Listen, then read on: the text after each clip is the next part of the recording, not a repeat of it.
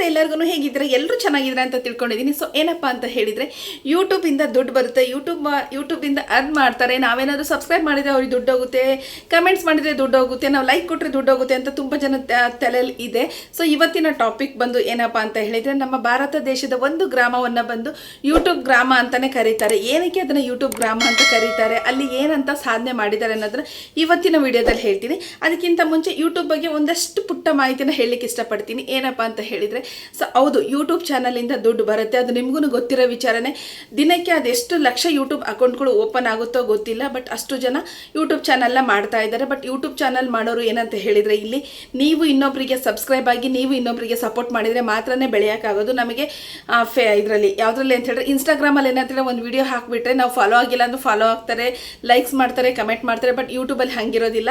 ಇಲ್ಲಿ ನಾವು ಕೊಡ್ತಕ್ಕಂಥ ಕಂಟೆಂಟ್ ಆಗಿರ್ಬೋದು, ನಾವು ಇನ್ನೊಬ್ಬರಿಗೆ ಸಪೋರ್ಟ್ ಮಾಡೋದಾಗಿರ್ಬೋದು, ಆ ರೀತಿಯಾಗಿದ್ದಾಗ ಮಾತ್ರನೇ ಯೂಟ್ಯೂಬಲ್ಲಿ ಬೆಳೆಯೋಕ್ಕಾಗೋದು. ನಾವೊಂದು ಲೈಕ್ ಕೊಟ್ಟ ತಕ್ಷಣ ಅವ್ರಿಗೇನೋ ದುಡ್ಡು ಬರುತ್ತೆ ಅನ್ನೋದು ನಿಮ್ಮ ತಪ್ಪು ಕಲ್ಪನೆ ಇದೆ. ಯೂಟ್ಯೂಬಲ್ಲಿ ಅದರದ್ದೇ ಆದಂಥ ಒಂದು ಕ್ರೈಟೀರಿಯಾ ಇದೆ. ಏನಂತ ಹೇಳಿದರೆ 1,000 ಸಬ್ಸ್ಕ್ರೈಬರ್ ಆಗಬೇಕು, 4,000 ವಾಚ್ ಅವರ್ ಆಗಬೇಕು. ಇದು ಒಂದು ವರ್ಷ ಪೀರಿಯಡ್ ಇರುತ್ತೆ. ಸೊ ಅಷ್ಟರಲ್ಲಿ ಕಂಪ್ಲೀಟ್ ಆದರೆ ಮಾತ್ರನೇ ಇವರಿಗೆ ಹಣ ಬರ್ತಕ್ಕಂಥದ್ದಿದೆ. ಅದರಲ್ಲೂ ಏನಂತ ಹೇಳಿದ್ರೆ ಇವರು ಹೇಳ್ತಕ್ಕಂಥ ಕಂಟೆಂಟಲ್ಲಿ ಯಾವುದೇ ರೀತಿಯ ಕಾಪಿರೈಟ್ ಕ್ಲೈಮ್ ಆಗಿರ್ಬೋದು, ಕಾಪಿರೈಟ್ ಸ್ಟ್ರೈಕ್ ಆಗಿರ್ಬೋದು, ಅದು ಯಾವುದೂ ಇರಬಾರ್ದು. ಅದು ಹಂಗಿದ್ದಾಗ ಮಾತ್ರ ಚಾನಲ್ ಮಾನಿಟೈಸೇಷನ್ ಆಗಿ ನಿಮಗೆ ಹಣ ಬರ್ತಕ್ಕಂಥದ್ದಿದೆ.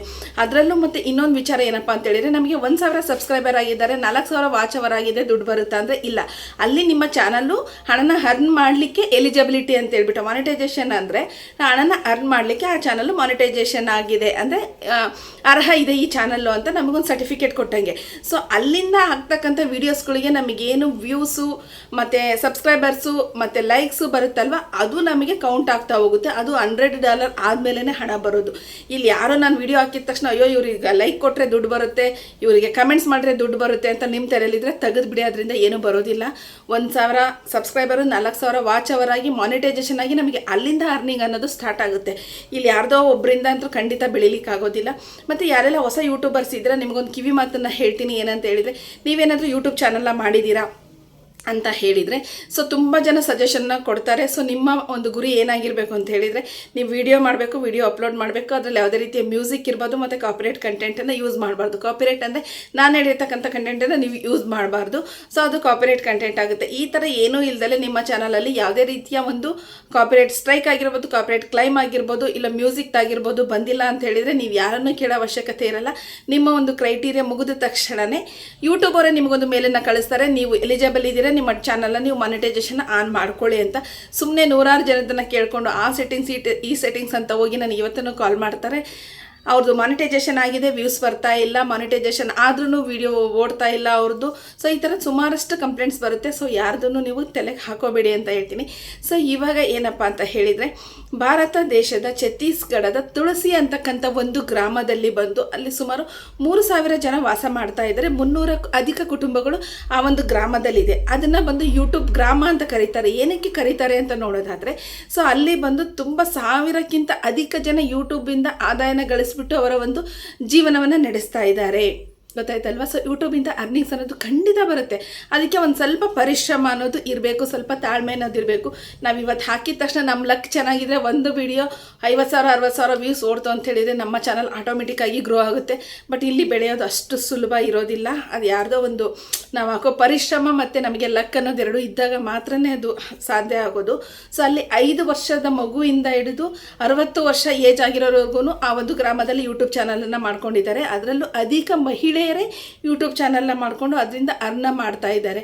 ಸೊ ಇದರಿಂದ ಅವರ ಜೀವನಕ್ಕೆ ಆದಾಯ ಅಂತ ಹೇಳಿದರೆ ಯೂಟ್ಯೂಬಿಂದ ಬರ್ತಕ್ಕಂಥ ಆದಾಯನೇ ನಂಬಿಕೊಂಡು ಅಲ್ಲಿನ ಜನ ಜೀವನವನ್ನು ನಡೆಸ್ತಾ ಇದ್ದಾರೆ. ಆ ಒಂದು ಗ್ರಾಮಕ್ಕೆ ಬಂದು ಯೂಟ್ಯೂಬ್ ಗ್ರಾಮ ಅಂತಲೇ ಬಂದಿದೆ. ಸೊ ನೀವು ಇದನ್ನು ಗೂಗಲಲ್ಲಿ ಬೇಕಾದರೂ ಸರ್ಚ್ ಮಾಡ್ಬೋದು, ಎಲ್ಲ ನ್ಯೂಸ್ ಚಾನಲ್ಗಳಲ್ಲೂ ಬಂದಿದೆ. ಛತ್ತೀಸ್ಗಢದ ತುಳಸಿ ಅಂತಕ್ಕಂಥ ಗ್ರಾಮವನ್ನು ಯೂಟ್ಯೂಬ್ ಗ್ರಾಮ ಅಂತಲೇ ಕರೀತಾರೆ. ಸೊ ಇವಾಗ ನೀವೊಂದು ಯೋಚನೆ ಮಾಡಬೇಕು, ಯೂಟ್ಯೂಬಿಂದ ಖಂಡಿತ ಅರ್ನಿಂಗ್ಸ್ ಆಗುತ್ತೆ, ನೀವು ಬೆಳಿಬೇಕು, ಬೇರೆಯವ್ರನ್ನೂ ಬೆಳೆಸಬೇಕು, ಆ ಒಂದು ಮೆಂಟಾಲಿಟಿ ಇತ್ತು ಅಂತ ಹೇಳಿದರೆ ಖಂಡಿತ ಯೂಟ್ಯೂಬಿಂದ ದುಡ್ಡು ಬಂದೇ ಬರುತ್ತೆ. ನಮ್ಮ ಒಂದಷ್ಟು ವಿಡಿಯೋಗಳೇನಾದರೂ ವೈರಲ್ ಆಯಿತು, ನಮ್ಮ ಚಾನಲ್ ವೈರಲ್ ಆಯಿತು ಅಂತ ಹೇಳಿದರೆ ಸೊ ಇಲ್ಲಿ ಯಾರೂ ನಮ್ಮನ್ನು ಹಿಡಿಲಿಕ್ಕಾಗೋದಿಲ್ಲ. ನಾವು ಅಷ್ಟು ಬೇಗ ಬೆಳಿತೀವಿ ಯೂಟ್ಯೂಬಲ್ಲಿ. ನಾವೊಂದು 3 ತಿಂಗಳು 6 ತಿಂಗಳಲ್ಲೆಲ್ಲ ಏನಂತ ಹೇಳಿದರೆ ನಮಗೆ ವ್ಯೂಸ್ ವಾಚ್ ಅವರ್ ಕಂಪ್ಲೀಟ್ ಆಗುತ್ತೆ. ಸಬ್ಸ್ಕ್ರೈಬರ್ ಏನು ಈಸಿಯಾಗಿ ಬರ್ತಾರೆ. ಮೇನ್ ಇರೋದು ವಾಚ್ ಅವರ್ದೇ ಇದೆ. ಸೊ ಕನ್ಸಿಸ್ಟೆನ್ಸಿ ಇರಬೇಕು. ನಾನೇ ಹೇಳ್ತಾ ಇದ್ದೆ ಕನ್ಸಿಸ್ಟೆನ್ಸಿ ಇರಬೇಕು ಅಂತ, ಬಟ್ ನಾನೊಂದು 1 ಮಂತ್ ನನ್ನ ವೀಡಿಯೋ ಸರಿಯಾಗಿ ಮಾಡ್ಲಿಕ್ಕೆ ಆಗದಿರೋದ್ರಿಂದ ಸೊ ನಮ್ಮದು ಏನಂತ ಹೇಳಿದ್ರೆ ಅವರೇಜ್ ಡ್ಯೂರೇಷನ್ ಏನಿದೆ ಅಲ್ವಾ ಅದು ಕಡಿಮೆ ಆಗಿರುತ್ತೆ. ಆಮೇಲೆ ವ್ಯೂಸು ಕಡಿಮೆ ಆಗುತ್ತೆ, ನಮಗೆ ಸಬ್ಸ್ಕ್ರೈಬರ್ ಬರೋದು ಕಡಿಮೆ ಆಗುತ್ತೆ. ಮೇನ್ ಕನ್ಸಿಸ್ಟೆನ್ಸಿ ಇರಬೇಕು. ನಾವು ದಿನ 3 ಹಾಕ್ತಾ ಇರೋರು ಅಟ್ಲೀಸ್ಟ್ 1 ವಿಡಿಯೋನಾದರೂ ಹಾಕ್ತಾ ಇದ್ದರೆ ನಮ್ಮ ಚಾನಲ್ಲು ಬೇಗ ಬೇರೆಯವ್ರ ಚಾನಲ್ ಜೊತೆ ಪುಷ್ ಆಗಿ ಬೇಗ ಹೋಗುತ್ತೆ. ಇಲ್ಲ ಅಂತ ಹೇಳಿದರೆ ಅದು ಸ್ವಲ್ಪ ಮತ್ತೆ ಗ್ಯಾಪ್ ಆಯಿತು ಅಂತ ಹೇಳಿದರೆ ಅದು ಮತ್ತೆ ನಮಗೆ ಮೇಲ್ ಬರಲಿಕ್ಕೆ ತುಂಬ ಟೈಮ್ ತೊಗೊಳುತ್ತೆ. 1 ಮಂತ್ 2 ಮಂತ್ಸು ಈ ಥರ ಟೈಮನ್ನು ತೊಗೊಳುತ್ತೆ. ಸೊ ಮೇನಾಗಿ ಕನ್ಸಿಸ್ಟೆನ್ಸಿ ಇತ್ತು ಅಂತ ಹೇಳಿದರೆ ಖಂಡಿತ ನಾವು ಯೂಟ್ಯೂಬಲ್ಲಿ ಅರ್ನ್ ಮಾಡ್ಬೋದು ಅಂತ ಹೇಳ್ತೀನಿ. ಹೋಪ್ ಇವತ್ತಿನ ವಿಡಿಯೋ ನಿಮಗೆಲ್ಲರಿಗೂ ಇಷ್ಟ ಆಗಿದೆ ಅಂತ ತಿಳ್ಕೊತೀನಿ. ಯಾರೆಲ್ಲ ಕೊನೆವರೆಗೂ ನನ್ನ ಚಾನಲ್ನ ನೋಡಿದ್ರು ಪ್ಲೀಸ್ ಸಬ್ಸ್ಕ್ರೈಬ್ ಮಾಡಿ, ಲೈಕ್ ಮಾಡಿ, ಕಮೆಂಟ್ ಮಾಡಿ ಅಂತ ಹೇಳ್ತೀನಿ. Thank you.